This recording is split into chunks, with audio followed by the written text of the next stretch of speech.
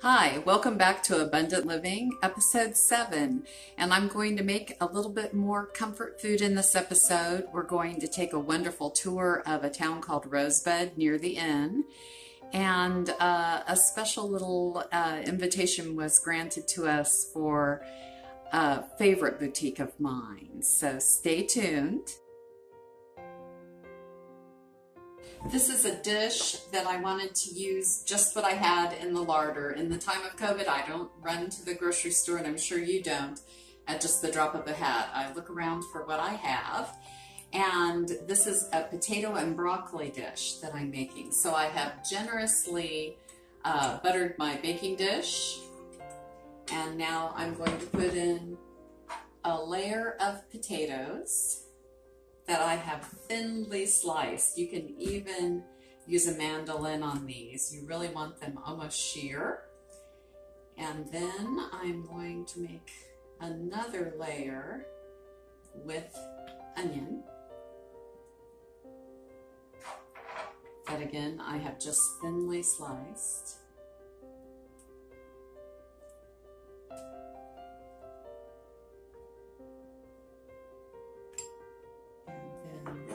Some broccoli.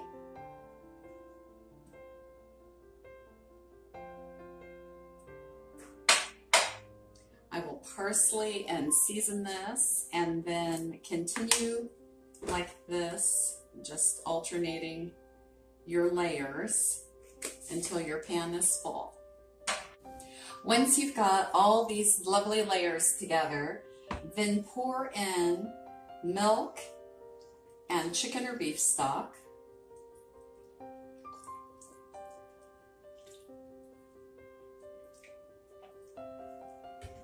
Add a little bit more parsley, and then nice chunks of butter on the top.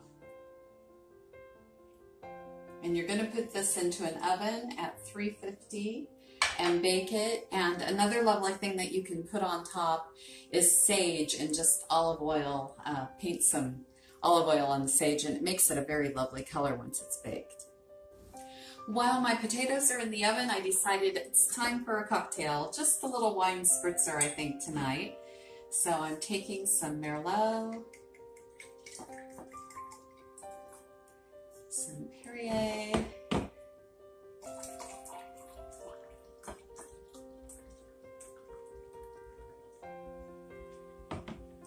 bit of pineapple juice,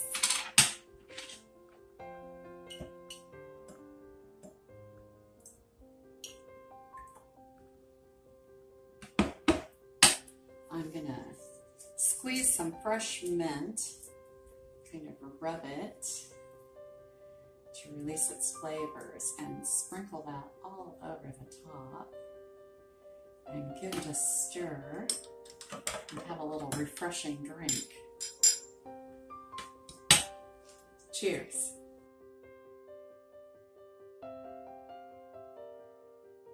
Back. So I have baked this for about 45 minutes to an hour, and I have come out with beautiful browned potatoes and onions and a nice creamy sauce with the broccoli.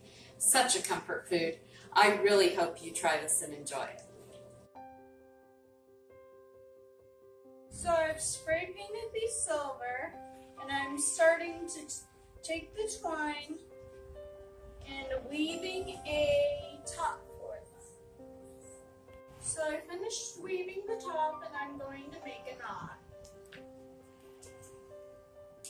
So then I take it, make a slip knot, and tie it on. I'm going to weave in these blue lights, and then we will turn them on.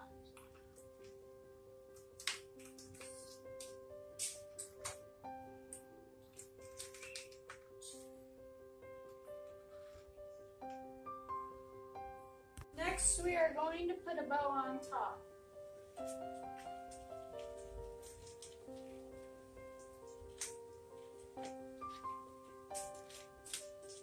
And there's the finished product.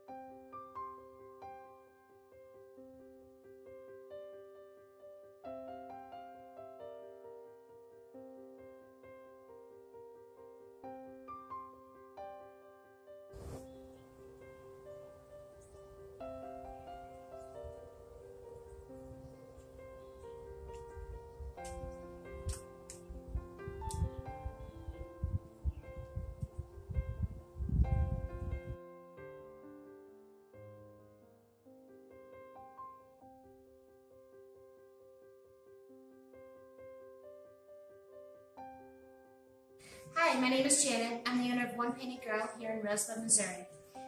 I will share with you, we've had the shop here for about 3 years. We also have had a cafe, and we still continue with our small coffee bar.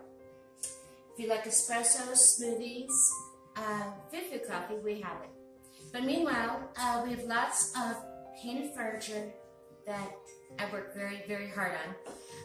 All right, so we have quite a few items right now in the shop for sale. Being One Painted Girl, I love color, and a lot of people love color for their statement pieces. So for example here, this would make an awesome TV console. Lots of drawers, lots of shelving inside this, as you see. This piece is one of my favorite colors that I utilize often.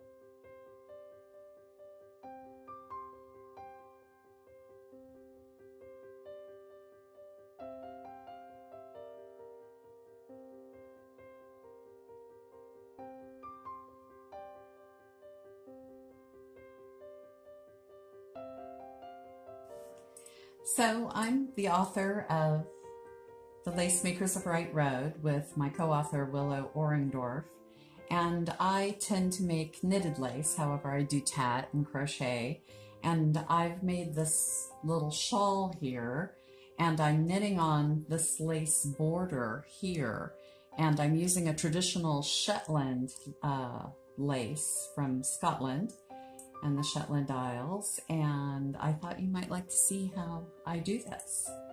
So I'm literally picking up a strand from the shawl, one stitch, and joining it to begin with.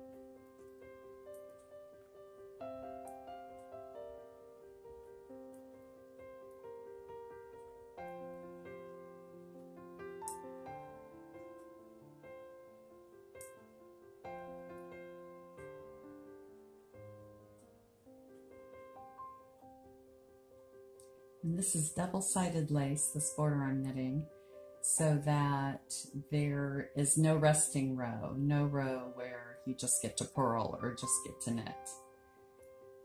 You're making lace both front and back.